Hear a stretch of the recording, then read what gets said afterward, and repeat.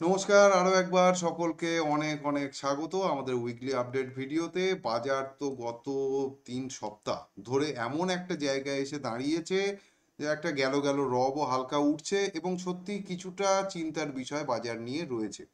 এই সপ্তাহের ক্লোজিং কিন্তু বাজারে সেরকম ভালো হয়নি, যদিও স্টক ওরিয়েন্টেড যে বিষয়গুলো সেগুলো আলাদা। স্টক যথেষ্ট ভালো কাজ করছে এবং আমি যে বিষয়টায় আপনাদের যথেষ্ট আহ, আর কি নজরে রাখতে বলেছিলাম সেটা হচ্ছে ডলারের এগেনস্টে রুপির কি অ্যাটিটিউড হয়, সেটাতেও কিন্তু চিন্তার ভাঁজ আছে।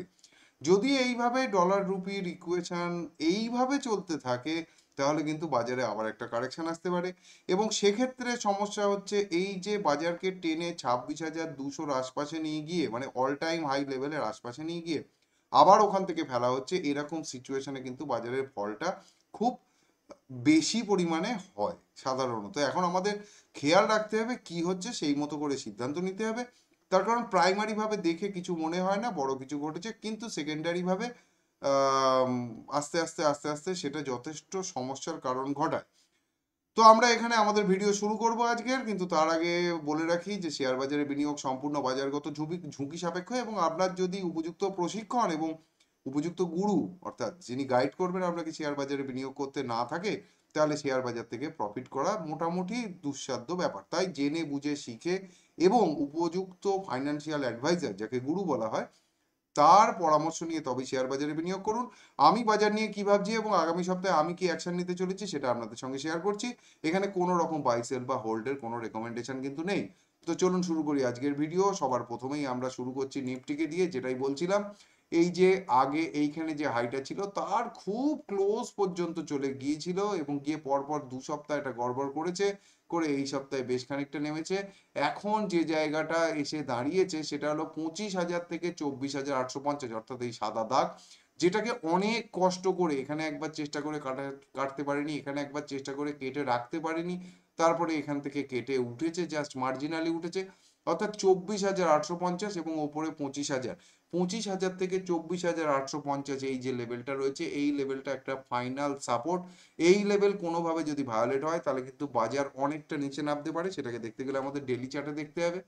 ডেলি চার্টে ওপর থেকে পর পর পর পর নিচে এসেছে, নিচে এসে একটা ভালো রকম সাপোর্টের জায়গায় সাপোর্ট পেয়েছে। ডেলি চার্টের হিসেবে দেখলে দেখা যাচ্ছে এখানটা একটা যথেষ্ট ভালো সাপোর্টের জায়গা। এইটা ছিল লো, অর্থাৎ এখান থেকে পরিষ্কার দেখা যাচ্ছে যে বহুদিন ধরে, সেই প্রায় এই জায়গা থেকে 2025-এর জানুয়ারি থেকে এখানে কিন্তু একটা রেজিস্ট্যান্স ছিল, সেইটাকে সাপোর্ট হিসেবে নিচ্ছে। খারাপের বিষয় হচ্ছে আরএসআই দেখুন 49-এ রয়েছে, আরএসআই অ্যাভারেজের থেকে নিচে রয়েছে। এখান থেকে বাউন্স হলে খুব ভালো আরএসআই তে, সেটা না হলে এখান থেকে কিন্তু ঝপ করে আরএসআই নিচে পড়ে যাবে। এবং আরো একটা খারাপের বিষয় হচ্ছে পর পর যে ক্লোজিং গুলো, সেই ক্লোজিং এ এইখানে একটা মার্জিনাল উপরে ক্লোজিং হলেও তারপর থেকে প্রতিদিনই ক্লোজিং নিচে হয়েছে এবং প্রতিদিনের হাই কিন্তু আগের দিনের তুলনায় কম হয়েছে। ডেলি চার্টে, লাইন চার্টে দেখলে এই জিনিসটা পরিষ্কার বোঝা যাচ্ছে। এখন এই রকম সিচুয়েশনে দাঁড়িয়ে সম্পূর্ণভাবে খেয়াল রাখতে হবে একটা স্টপ লস। নিফটিতে স্টপ লস আমি 25,000 বা 24,850 এই রেঞ্জ পর্যন্ত যদি রাখি তাহলে মোটামুটি এখানে কিন্তু আমাদের খাওয়া দাওয়া করার আর জায়গা থাকবে না, পুরোটাই বাজার খেয়ে নেবে। তার জন্য আমাদেরকে 25,300-তে স্টপ লস রাখতে হবে। 25,492-তে ক্লোজিং রয়েছে, তো আমাদের 25,300-তে একটা স্টপ লস রাখতে হবে। 25,300 কেটে গেলে আমরা সেল সাইডে ঘুরে যাবো এবং সেই মতো করে কাজ করব। সেক্ষেত্রে 24,850 যে সাপোর্টটা, সেই সাপোর্টটা নেওয়ার জন্য 24,650 পর্যন্ত কিন্তু বাজার নামতে পারে। আর উপরের দিকে উঠতে গেলে প্রাইমারি সিগন্যাল এখানে আসবে 25,600-র উপরে উঠে যদি সাস্টেন করে যায়। আবার বলছি 25,600-র উপরে উঠে যদি বাজার সাস্টেন করে যায় তাহলে বাজারের রোগ ঘুরে যাবে এবং একটা বাউন্স হবে। সেক্ষেত্রে 25,850-এ কিন্তু আবার একটা রেজিস্ট্যান্স পাবে, এইটা কাটার পরে উপরের দিকে যাওয়ার চিন্তা করবে। তবে স্টক কিন্তু অন্যভাবে চলবে, এটা সবাই জেনে রাখবেন। 60 মিনিটের চার্টে আহামরি আসার কিছু নেই। আরএসআই নিচে পড়ে 50-এর নিচেই পড়ে রয়েছে এবং এখানেও 200 ইএমএ বলা ভুল, 200-এর যে মুভিং অ্যাভারেজ এমএ, 200 মুভিং, হ্যাঁ ইএমআই হবে, এক্সপোনেনশিয়াল মুভিং অ্যাভারেজ দেয়া। তো 200 ইএমএ যেটা 60 মিনিটের রয়েছে তার ঠিক উপরে মার্জিনালি ক্লোজ দিয়েছে। যদি 60 মিনিটের উপর টিকে থাকে সেটা হচ্ছে 25,450 ধরুন, 25,450-এর উপরে যদি টিকে থাকতে পারে বাজার তাহলে কিন্তু ওপরের দিকে ওঠার চেষ্টা করবে, কিন্তু সেটা যদি না করে তাহলে ডেলি চার্ট এবং উইকলি চার্ট হিসেবে যে বিশ্লেষণ করেছি বাজার সেই মতো কিন্তু চলতে শুরু করবে। ঠিক ব্যাংক নিফটি তুলনামূলক একটু বেটার পজিশনে থাকলেও এই একটা এক্সাক্ট রেজিস্ট্যান্ট পজিশনে রয়েছে এবং মনে হচ্ছে 57,000-এর দিকে আসতে পারে। এই মুহূর্তে রয়েছে 57,900। তো এখান থেকে 900 পয়েন্টের যে গ্রেসটা রয়েছে সেটা কিন্তু যখন তখন বেরিয়ে চলে যেতে পারে। ডেলি চার্টে আরএসআই যথেষ্ট ভালো রয়েছে, ডেলি চার্টে ক্যান্ডেল যথেষ্ট ভালো হয়েছে।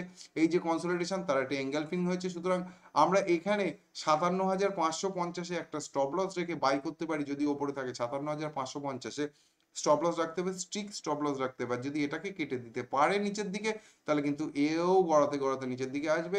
নিফটির থেকে ব্যাংক নিফটির চার্ট তুলনামূলক অনেক বেশি ভালো এই মুহূর্তে। ইউএসডি আইএনআর এখানে একটা ফ্ল্যাগ বানিয়েছে এবং যেটা আমরা ধারণা করেছিলাম কয়েক সপ্তাহ আগে যে 92-এর দিকে যেতে পারে, সেরকম একটা সম্ভাবনা তৈরি করেছে। দেখুন সেই একটা স্পিনিং টপ জাতীয় ক্যান্ডেলস্টিক উইকলি চার্টে তৈরি করেছে। আপনারা সবাই জানেন যে স্পিনিং টপের ওপরে যদি বাই চান্স গ্যাপ দিয়ে খুলে যায় বা সাস্টেন করে যায়, তাহলে ঠিক এই যে ক্যান্ডেলটা হয়েছে 87 টাকা বা 70 পয়সা থেকে শুরু করে 88 টাকা 70 পয়সা, এই যে 1 টাকার একটা ক্যান্ডেল হয়েছে, ঠিক এর ওপরে যদি গ্যাপ দিয়ে খুলে যায় 88 টাকা 70 পয়সা বা 80 পয়সা, তাহলে কিন্তু 89 টাকা 70 পয়সা পর্যন্ত এই সপ্তাহের মধ্যে স্বাচ্ছন্দ্যে চলে যেতে পারে। ঠিক একইভাবে এখান থেকে নিচে নামলে এই জায়গাটায় বড় সাপোর্ট পাবে 87 টাকা 50 পয়সা, বিরাট বড় সাপোর্ট কিন্তু বাজারে ইউএসডি আইএনআর পাবে। ইন্ডিয়া ভিক্স বলেছিলাম ভিক্স বা ভোলাটিলিটি বাড়বে, সেরকমই বাড়ছে। দেখুন আরএসআই 51-এর ওপরে রয়েছে এবং এই সপ্তাহে একটু ডেলি চার্টের উপর বেস করে দেখতে হবে। ডেলি চার্টে এই 200 ইএমএ যেটা রয়েছে এটা কিন্তু একটা বড়সড় রেজিস্ট্যান্সের কাজ করবে, অর্থাৎ 13 একটা বড়সড় রেজিস্ট্যান্সের কাজ করবে। এখানে কিন্তু আপ ট্রেন্ড দেখাচ্ছে আরএসআই যথেষ্ট ভালো আপ ট্রেন্ড দেখাচ্ছে। এখানে যদি 13-র ওপরে উঠে সাস্টেন করে যায়, তাহলে তার পরের লেভেল কিন্তু 1550। 13-র ওপরে উঠে সাস্টেন করলে 1550 পর্যন্ত চলে যাবে, সেক্ষেত্রে যথেষ্ট বেশি ভোলাটিলিটি আমাদেরকে সহ্য করতে হবে। গোল্ড সাইডওয়েজ কনসলিডেশনে যাচ্ছে, কিন্তু আমরা যদি এখানে এটাকে লাইন চার্টে দেখি তাহলে দেখবো যে একটা ছোট্ট মতো ডবল বটম মতো বানিয়েছে, ছোট্ট ট্রেন্ডের ছোট্ট ডবল বটম, এবং সেটা 60 মিনিটের চার্টে পরিষ্কার বোঝা যাচ্ছে যে 60 মিনিটের চার্টে 200 ইএমএ কে রেসপেক্ট করে পরপর নিচে নেমে আসছে। অর্থাৎ 1,21,600-কে যদি ওপরের দিকে কাটতে পারে, তাহলে সোনার দাম আবার বাড়বে এবং সেক্ষেত্রে 1,26,900 অর্থাৎ 1,27,000 পর্যন্ত টেনে নিয়ে যাওয়ার ক্ষমতা থাকবে। না হলে এখান থেকে আবার একটা নিচের দিকে আসার সম্ভাবনা থাকবে। তো এখানে কোনো একটা ট্রেন্ড আসছে না। এক তো দেখুন অ্যাভারেজের সঙ্গে আরএসআই গিয়ে ধাক্কা খেয়েছে এবং 50-এর ওপরে রয়েছে। ওপরে কেটে বেরোতে পারলে ধাই ধাই করে খানিকটা উঠে যাবে, আর নিচে আসলো ধাই ধাই করে খানিকটা নিচে আসবে।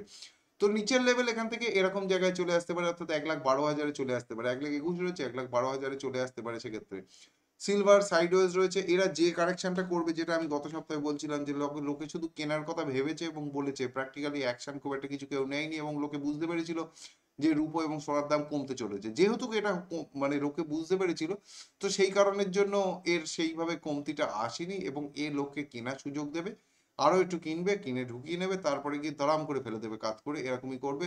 সিলভারেও একটা নতুন র্যালি আসলেও আসতে পারে, তার একটা সম্ভাবনা তৈরি হচ্ছে। এও কিন্তু 60 মিনিটের চার্টে 200 ইএমএ কে এক্সপেক্ট করে চলছে। ওপরে কেটে বেরোতে পারলে তারপরেই ওপরে যাবে, সেরকমই সম্ভাবনা অন্তত সিলভারেও তৈরি হয়েছে।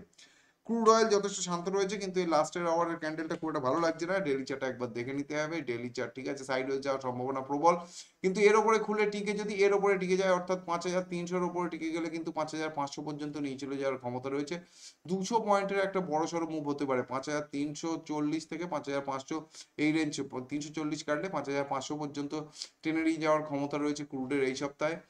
ন্যাচারাল গ্যাস আমাদের লক্ষ্যের দিকে আবারও এগোচ্ছে অত্যন্ত দ্রুত গতিতে, এবং যেভাবে এখানে গ্যাপটা হয়েছিল, গ্যাপটাকে রেখে যেভাবে উঠছে, তাতে মনে হচ্ছে এই সপ্তাহে হয়তো 440 পর্যন্ত ন্যাচারাল গ্যাস ছুঁয়ে দিলেও দিতে পারে।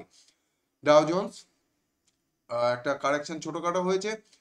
ডাও জোন্সের একটা জিনিস বলে দিই, এই সপ্তাহে কারেকশন হবে কিনা বোঝার জন্য প্রথম দিনটাই যথেষ্ট। যেখানে খুলেছে 46,987, এর ওপরে খুলে যদি সাস্টেন করে যায়, তাহলে আবার উপরের দিকে যাবে। যদি এর নিচে খুলে সাস্টেন করে যায়, তাহলে এখান থেকে নিচে আসবে। কনফার্মেশনের জন্য উইকলি চার্ট লাগবে। উইকলি চার্টে একটা ছোটখাটো এঙ্গালফিং মতো তৈরি করেছে পোলতেটা বাদ দিয়ে। এখন এরকম ধরনের এঙ্গালফিং এ 2-1 সপ্তাহ সাইডওয়েজ টু ডাউন ট্রেন্ড থাকার একটা সম্ভাবনা থাকে। নাসডাকও ততই বছর বড়সড় এঙ্গালফিং তৈরি করেছে, যদিও আগেও এরকম করেছিল, পরের সপ্তাহে দাঁড় করিয়ে আবার তুলেছে। কিন্তু এই যে প্যাটার্নটা তৈরি করেছে, এই প্যাটার্নের পরের সপ্তাহে যদি নিচে নামে, তাহলে একটা ঝপ করে কারেকশন নাসডাকের ক্ষেত্রেও কিন্তু পরিষ্কার দেখা যাচ্ছে। কিন্তু নাসডাকে দেখুন, নাসডাকে ডেলি চার্টে সিনারিও চেঞ্জ হয়ে গেল, গ্যাপ দিয়ে নামলো, নেমে এখানে একটা হ্যামার বানালো। এবার যদি সোমবারে আরএসআই গড়বড় করেছে, সোমবারে যদি নাসডাক নিচে খুলে সাস্টেন করে যায় তাহলে এই গ্যাপের মাহাত্মেও পরপর আবার নিচে আসবে। কিন্তু যদি ওপরে খুলে সাস্টেন করে যায় তাহলে এই যে হ্যামারটা ছোট্ট চার্টে হ্যামার তৈরি করেছে, এই হ্যামার কিন্তু এর প্রাইমারি ভাবে 25,700 পর্যন্ত টেনে নিয়ে যাওয়ার ক্ষমতা রাখে। এখন থেকে 700 পয়েন্টের কিন্তু ইজিলি মুভ হতে পারে। এখন রয়েছে 25,059 এই লেভেলে। তো আমাদের একটু ছোট ইন্ডেক্সগুলো দেখার দরকার রয়েছে। বাজার যেখানে রয়েছে নিফটি স্মল ক্যাপ 100 ইন্ডেক্সটা যদি আমরা দেখি, তো দেখবো একটা সাইডওয়েজ মানে সেই লেদা খাবড়া প্যাটার্নের মধ্যে দিয়ে যাচ্ছে, সাইডওয়েজ মোটামুটি কাত হতে হতে চলছে। উইকলি চার্ট দেখলেও বিশেষ কিছু করেনি, একই জায়গায় কাত হতে হতে চলছে, নতুন কিছু নেই। আমরা বলেছিলাম একটা যে অনেক বেশি সময় নিতে পারে, এইখানটা যখন পড়েছিল তখনকার ভিডিও দেখে নেবেন। সেই সময় অর্থাৎ 2025-এর ঠিক পরে পরে মার্চ মাসের আগে ওই টাইম ফ্রেমে বলে দিয়েছিলাম যে এখানে বেশ লম্বা টাইম ফ্রেমের কনসলিডেশন হতে পারে। আশা করছি সেদিকেই এগোচ্ছে বাজার। এখন ঠিকঠাক স্টক হাতে থাকলে সেগুলো বেরোবে, নয়তো মেজর অংশের স্টক কিন্তু আন্ডার পারফর্ম করবে বাজারে। নিফটি মাইক্রো ক্যাপ বড় বাজার, micro cap 250, same to same যা ভেবেছিলাম সেই মতোই চলছে, সাইডওয়েজ চলছে। এবং নিফটি মিড ক্যাপকে যদি আমরা দেখি তাহলে মিড ক্যাপ 100 ইন্ডেক্সও ওপরের দিকে টেনে রাখলেও এখনো নতুন কোনো আলোক দিশারি দেয়নি, যদিও এখানে একটা ইনভার্স হেড এন্ড শোল্ডার তৈরি করেছে, কিন্তু inverse head and shoulder reversal pattern, down ট্রেন্ডে ভালো কাজ করে, আপ ট্রেন্ডে কাজ নাও করতে পারে। এই সপ্তাহের অবশ্য ক্যান্ডেলটা আমার খুব ভালো লাগছে, যদি পরের সপ্তাহে ওপরে খুলে টিকে যায় তাহলে নিফটি মিড ক্যাপ ইন্ডেক্স ওপরের দিকে একটা বড় র্যালি দেবে। আর যদি সেটা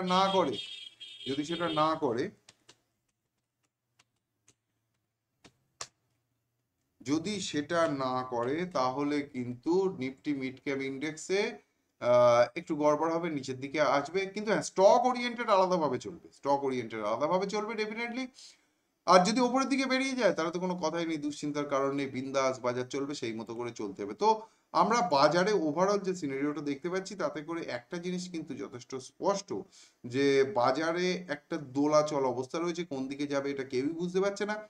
এই সপ্তাহটা খুবই ক্রুশিয়াল, যদি কেটে নিচের দিকে আসে তাহলে গড়বড় হবে, টাইম ফ্রেম আরো বেশি খাবে এবং অনেক সময় নষ্ট করবে।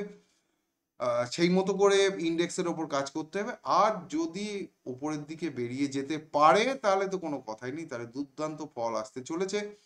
সেটা আমাদের দেখতে হবে, বাজারের সাথে সাথে চলতে হবে। তবে হ্যাঁ, আবার মনে করে দিচ্ছি স্টক কিন্তু আলাদাভাবে কাজ করবে, এবং যদি ভালো স্টক থাকে তাহলে এই সপ্তাহে 10-15% প্রফিট হওয়ার সম্ভাবনা রয়েছে। তো আশা করছি ভিডিওটা ভালো লাগবে, ইনফরমেটিভ ভিডিও বানালাম, অনেকগুলো ইন্ডেক্স দেখলাম, এবং আবারও মনে করিয়ে দিচ্ছি কোনো বাই সেল বা হোল্ডের রেকমেন্ডেশন নেই। সবাই ভালো থাকুন, সুস্থ থাকুন এবং শেয়ার বাজার থেকে প্রচুর প্রফিট করুন, এই শুভকামনা জানিয়ে আজকের ভিডিও এখানেই শেষ করছি। জয় ভোলেনাথ।